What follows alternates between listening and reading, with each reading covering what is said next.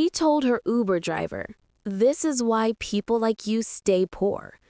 3 weeks later, she showed up at his mansion crying. What happened between those 21 days will shock you, because what she didn't know was that the man behind that steering wheel wasn't struggling to make rent. He was worth $2.3 billion, and he was testing her, testing to see if she'd love him for who he was, not what he had in his bank account. She failed that test spectacularly. And what happened next? Let me show you. Meet James Morrison, 34 years old, MIT graduate, philosophy degree from Harvard, and CEO of Morrison Mobility, a $2 billion tech empire that revolutionized the rideshare industry. But here's what makes James different. 3 nights a week, he logs into his own app under a fake name and drives passengers around the city, not because he needs the money, but because he learned something his professors never taught him. You can't understand your customers from a corner office. So there he is, Tuesday, Thursday, Saturday nights, picking up drunk college students, exhausted nurses, businessmen complaining about their bosses. And he listens, really listens. That's how he met Sophia Chen, a 29-year-old marketing executive who requested him specifically after their first ride. Over 3 months, their Tuesday night rides became something special. They talked about dreams, philosophy, life. He made her laugh. She made him feel human. After ride number 17, James did something he'd never done. He turned around and said, "This might be inappropriate, but would you want to grab coffee? Not as your driver, just as 2 people who enjoy talking." Sophia hesitated, but said yes. Their first date lasted 4 hours at a small Brooklyn cafe. He showed up in jeans and a Henley, the same casual style he wore driving. They talked about everything: his philosophy degree, her immigrant parents, his love of jazz, her secret dream of writing a novel. For 2 months, they dated. He brought her black licorice because he remembered she loved it. He listened when she vented about work. He remembered every small detail she mentioned. She was falling for him hard. But there was a problem. She never posted about him on social media, never mentioned him to coworkers. When friends asked about her love life, she changed the subject. James noticed. He said nothing. Then Richard Thornton noticed her. Richard was the VP of Client Relations, 42, divorced, Rolex on his wrist like a personality trait, Porsche in the parking garage, always name-dropping connections to senators and CEOs. He started stopping by Sophia's desk, complimenting her presentations, inviting her to exclusive client dinners. "You're too sharp for your current position," he told her over drinks. "I could help you move up faster." Her colleague, Michelle, pulled her aside the next day. "Richard doesn't date down," Michelle whispered. "Women he dates get promoted within 6 months. I've seen it happen 3 times. If he's interested in you, that's your golden ticket." Sophia laughed it off. She was happy with James. She was committed. But the seed was planted, and seeds grow in the dark parts of our minds where ambition lives. The company rooftop party happened on a Thursday in June. Sophia invited James. He showed up exactly on time, wearing clean dark jeans and pressed button-down shirt, the smile that made her fall for him.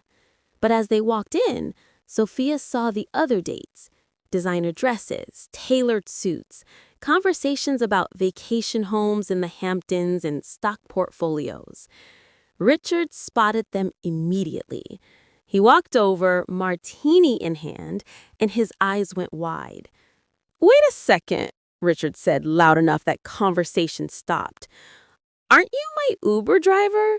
You picked me up from JFK last Tuesday." The rooftop went silent. Then someone giggled. Richard turned to Sophia with fake concern. "Sophia, we need to talk about your standards. I mean, I tip well, but I don't date the help." Laughter rippled through the crowd. Sophia's face burned. She couldn't look at James. After the party, walking to his car, she exploded. "Why did you come dressed like that? You embarrassed me in front of everyone important for my career. This isn't working, James. You don't understand my world. I need someone with ambition, someone going somewhere. We're too different." James looked at her for a long moment. "You're right," he said quietly. "I don't fit in your world." He got in his car and drove away. If you can't stand people who judge others by their job title instead of their character, let me know in the comments. Type "nobody deserves that." Because what happened next only got worse. Within a week, Richard asked Sophia to dinner. She accepted. He took her to restaurants where meals cost more than her rent, introduced her to important people, talked about his stock portfolio and his lake house. She got promoted 2 weeks later. Richard proposed after 2 months, publicly, at another company event with everyone watching. The ring was massive. Everyone clapped. She felt pressured, but said yes. Her parents were thrilled. "Finally, someone at your level," her mother said on the phone. But Richard was different in private. He corrected how she dressed. "That skirt makes you look cheap." He commented on what she ate. "You're going to order dessert, really?" He checked her phone when she was in the shower. "I'm investing in you," he said when she protested. "I need to make sure you're worth it." Red flags everywhere. Glaring, obvious red flags. But Sophia ignored them all because Richard had the life she thought she wanted, the status, the connections, the respect at company events. She told herself the controlling behavior would stop after the wedding, that he was just stressed, that this was what successful relationships looked like. 3 months into the engagement, Sophia was scrolling her phone during breakfast. Richard was late again. Always late now. A Forbes notification popped up. "Billionaire CEO James Morrison. Why I drove for my own company." Her heart stopped. She clicked.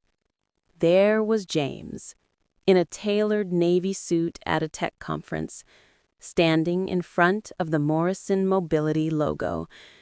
The article explained everything.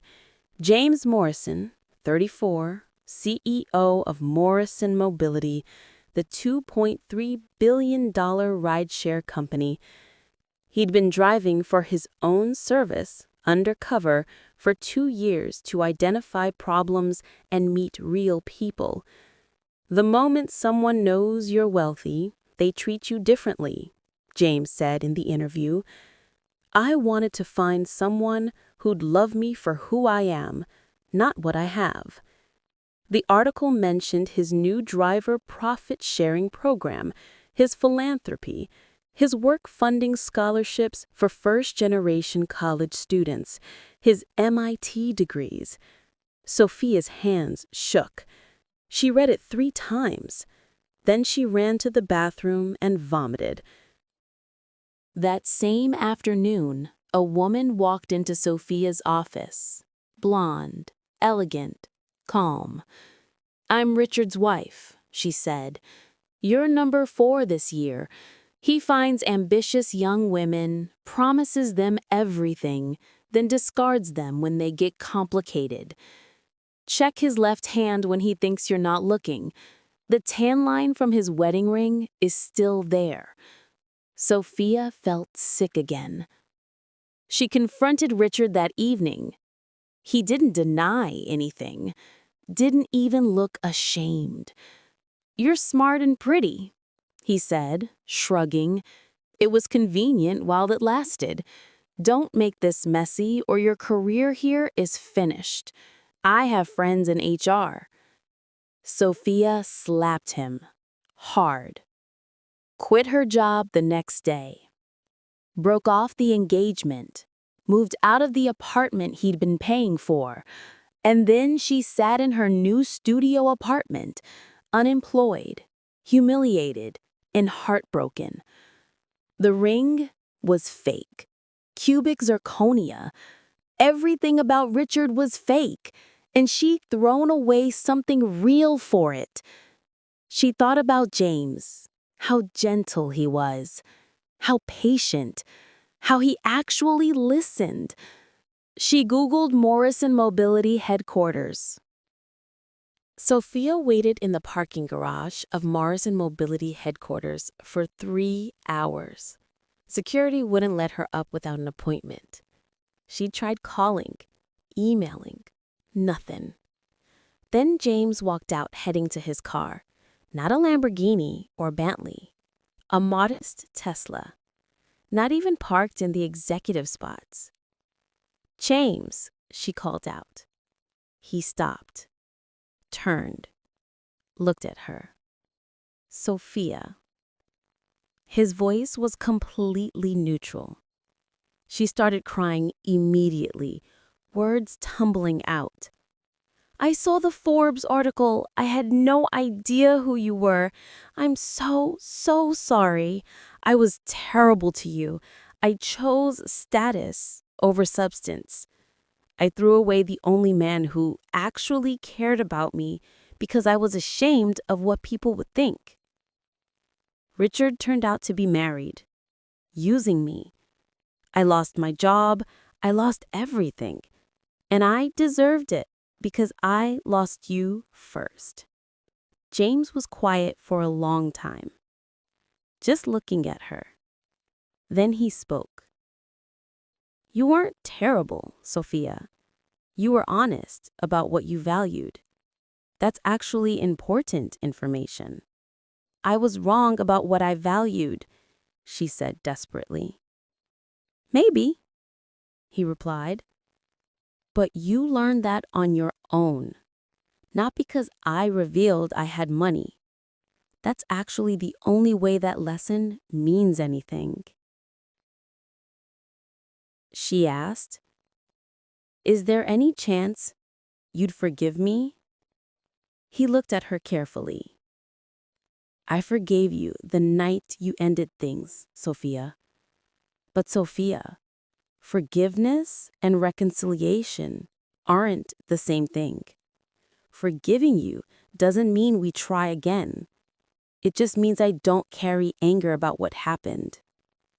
Respect, if you're Team James. Shallow people like Richard and old Sophia can't win. Now watch what happens next." 3 months later, Sophia started a small marketing consultancy, working from a modest office, rebuilding her reputation from scratch. Happier than she'd been in years. An email arrived. Morrison Mobility seeking marketing consultation for driver appreciation campaign. Are you available? She stared at the screen, breathed, replied, "Yes, I'm available." Meeting day arrived. James was there, professional, kind. After the meeting, he asked, "Coffee? To discuss the campaign?" She nodded, heart pounding. "I'd like that." They walked out together. The story wasn't over, but it was beginning again, differently this time. Sometimes the right person comes at the wrong time. Comment below if you think they deserve a second chance.